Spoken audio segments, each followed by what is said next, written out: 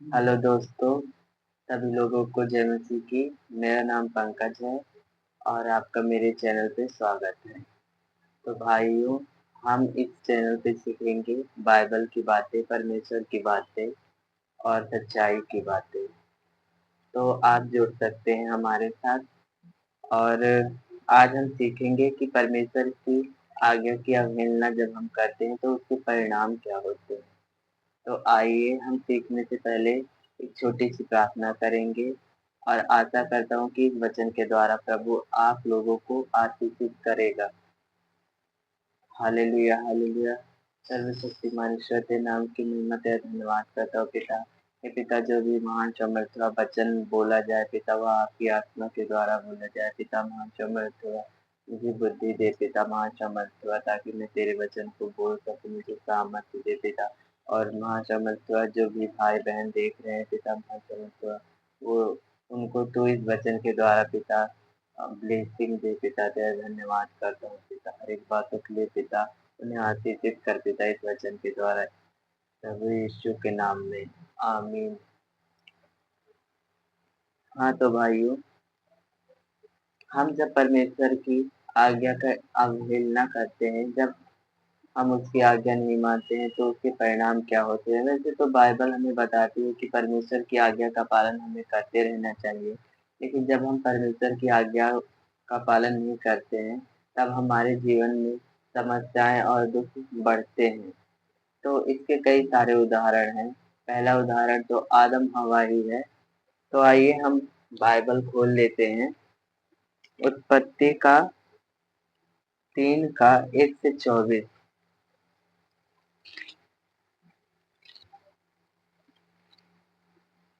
3 का 1 से 24 यहाँ पर लिखा हुआ है, मनुष्य के पापी हो जाने का वर्णन।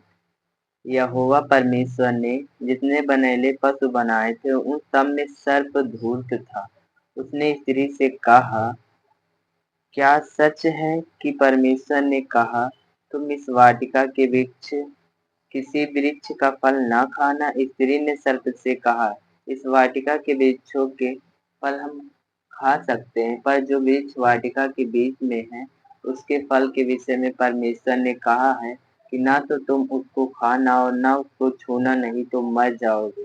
तब सर्प ने स्त्री से कहा, तुम निश्चय न मरोगे, वरन परमेश्वर आप जानता है कि जिस दिन तुम उसका फल खाओगे उसी दिन तुम्हारी आंखें खुल जाएंगी और तुम भले बुरे का ज्ञान पाकर परमेश्वर के तुल्य हो जाओगे। अतः जब स्त्री ने देखा कि उस वृक्ष का फल खाने के लिए अच्छा और देखने में मनभाव और बुद्धि देने के लिए चाहने योग्य भी है, तब उसने उसमें से तोड़कर खाया और अपने पति को भी दिया और उसने भी खाया। तब उन दोनों की आंखें खुल गई और उनको मालूम हुआ कि वे नंगे हैं।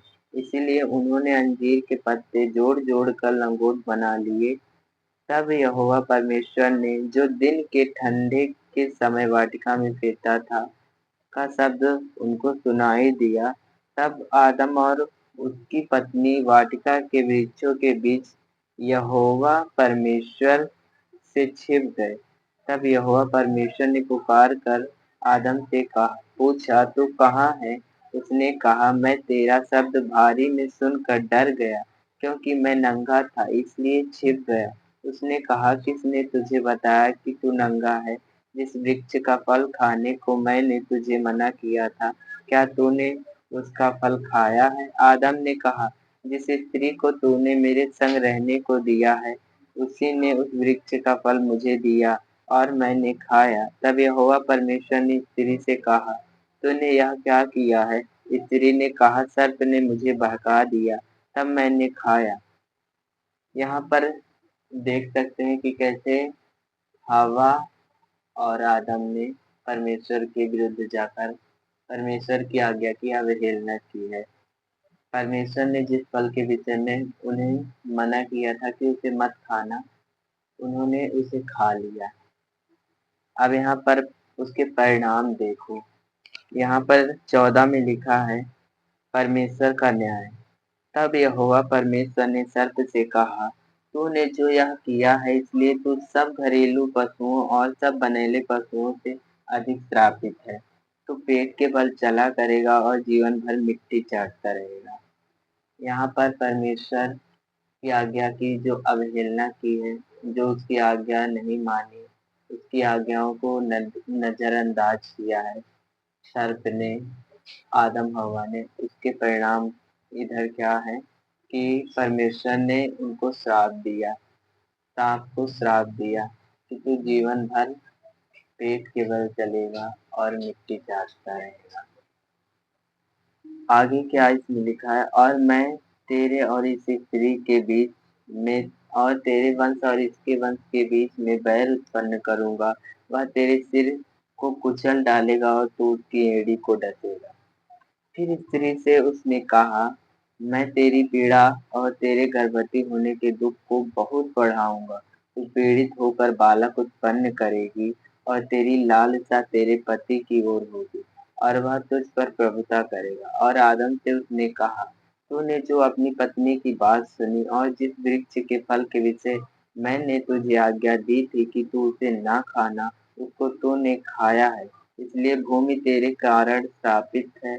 तू उसकी उपज जीवन भर दुख के साथ खाया करेगा और वह तेरे लिए कांटे और ऊंट कटारे उगाएगी और तू खेत की उपज खाएगा और अपने माथे के पसीने की रोटी खाया करेगा। तो भाई तो भाइयों और बहनों, आपने देखा कि कैसे आदम और हव्वा ने परमेश्वर की आज्ञा को ना मानकर, जिस फल के विषय में परमेश्वर ने उन्हें आज्ञा दी थी कि इससे मत खाना, तो उन्होंने खा लिया और परमेश्वर की आज्ञा को तोड़ दी। और उसके परिणाम क्या हुए कि आदम के कारण पृथ्वी श्रापित हुई और परमेश्वर ने सर्प को भी श्राप दिया, उसके कारण उन पर श्राप पड़ा। तो आइए हम एक उदाहरण और देखेंगे। तो हम लोगों का उदाहरण है, तो हम खोल लेते हैं उत्पत्ति का 6 का 13 से 22। उत्पत्ति